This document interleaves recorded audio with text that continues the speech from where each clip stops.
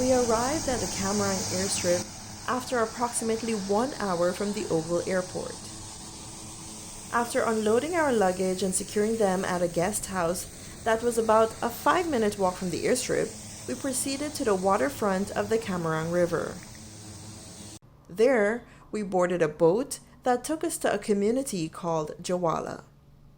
Kamarang is an Amerindian village situated where the Kamarang and Mazaruni rivers meet and has a population of close to 1,000. The region's official name is Cayuni Mazaruni.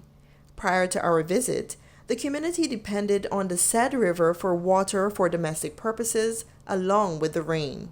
However, due to vast gold mining activities, the river became contaminated over time. Kamarang is now benefiting from a newly drilled well.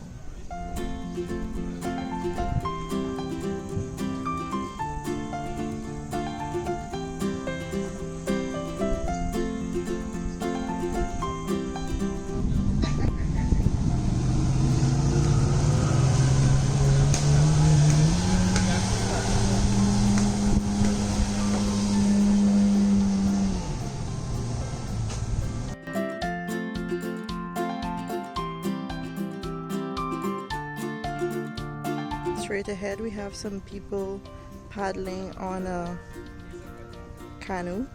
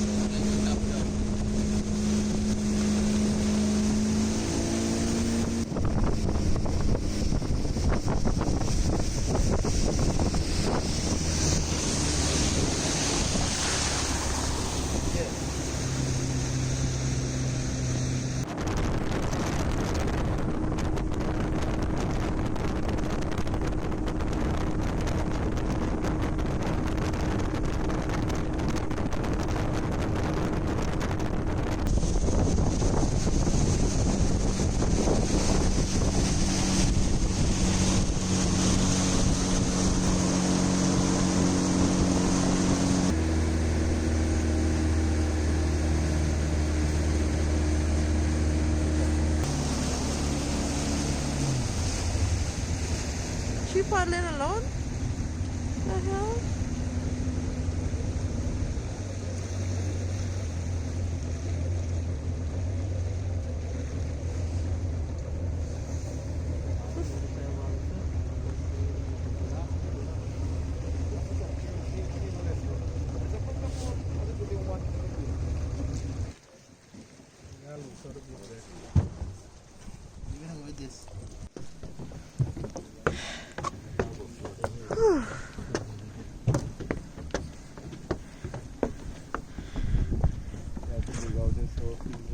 We've just reached Joala, one of the neighboring communities to Kamarang.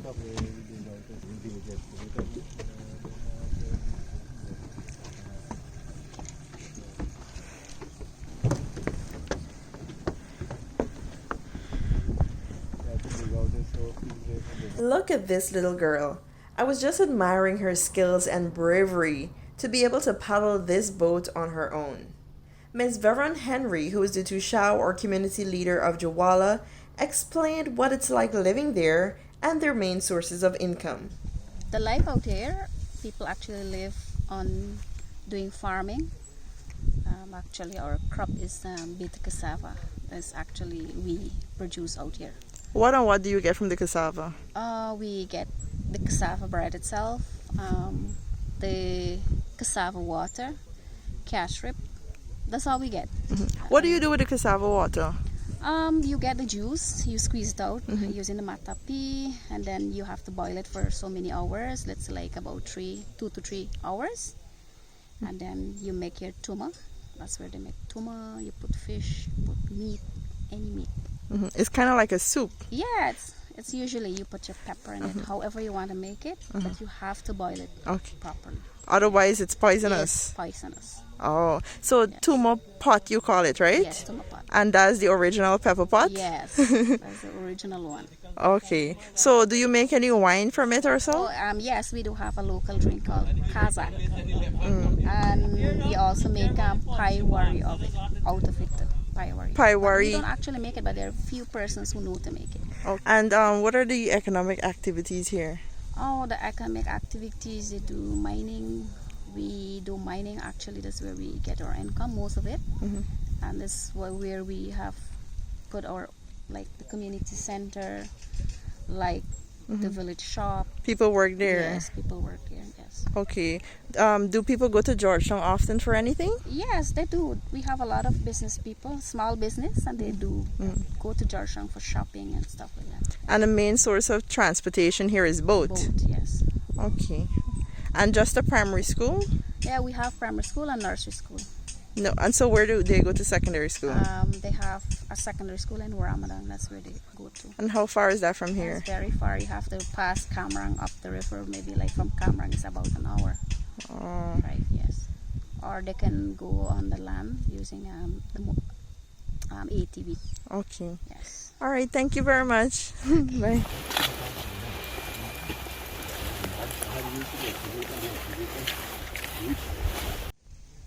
This is the community of Warawata. So, communities such as Jawalla, Warawata, Waramadang, Mbamadai, Kwebenang, all of those communities can be accessed through, oh look at this view, through the Kamarang River. So you can't get to these communities by land transport.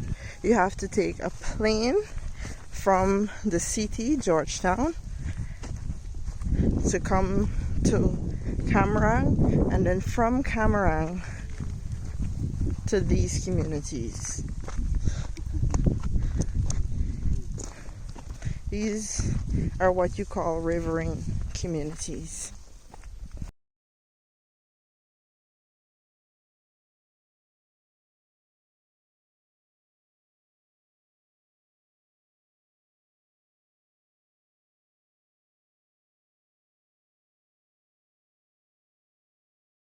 Look alone.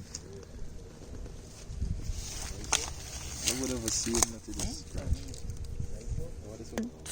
Oh, the bottom gummy sticky. Like herbs. What kind of herbs? Only one set all the way. Well, I never hold it, so I won't know. Well, Back in Kamarang, where we overnighted, I was fortunate enough to have a self-contained room since some of the guys had to share restrooms. It came with a bed, mosquito netting, a desk area, a fan instead of air conditioning, toilet, and bath. Just the basics.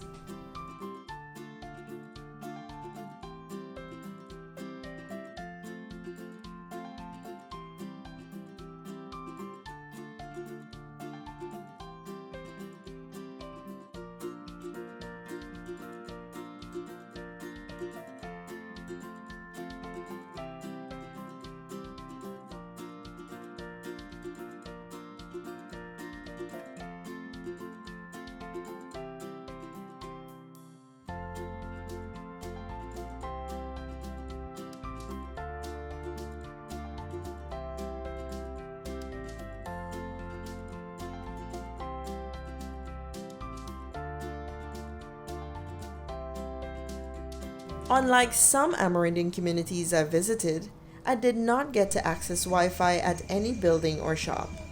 Of the 2 phone networks in Guyana, I could have only gotten phone signal from one of them. As for mobile data, that was extremely slow. So I guess outdoor activities such as football are popular here. It's 6:11 in the morning, and in case my voice is sounding a bit deep, that's because I just woke up and I decided to peek outside, and this is what I'm seeing. Just a lot of fog. Can't really see what's ahead of you. And I'm surprised that I'm actually hearing the radio station from Georgetown, all the way in Kamarang, Region 7. I'm standing in the yard of the guest house.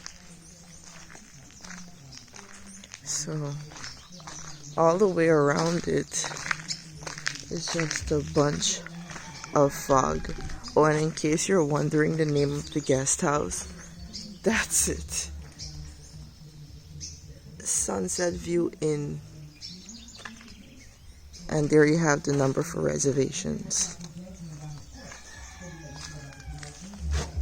There's no electricity. The electricity came off during the mid-morning.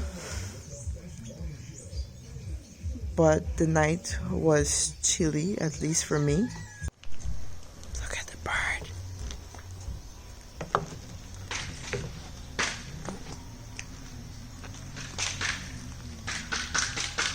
You don't see birds like this in Georgetown.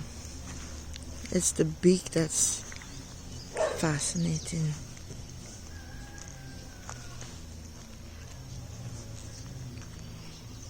What is he eating?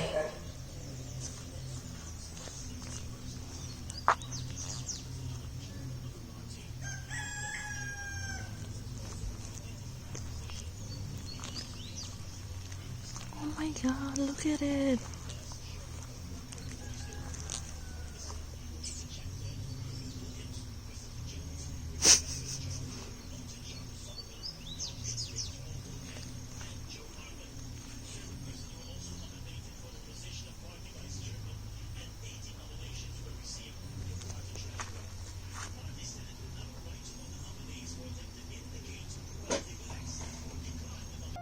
As always, thanks for watching.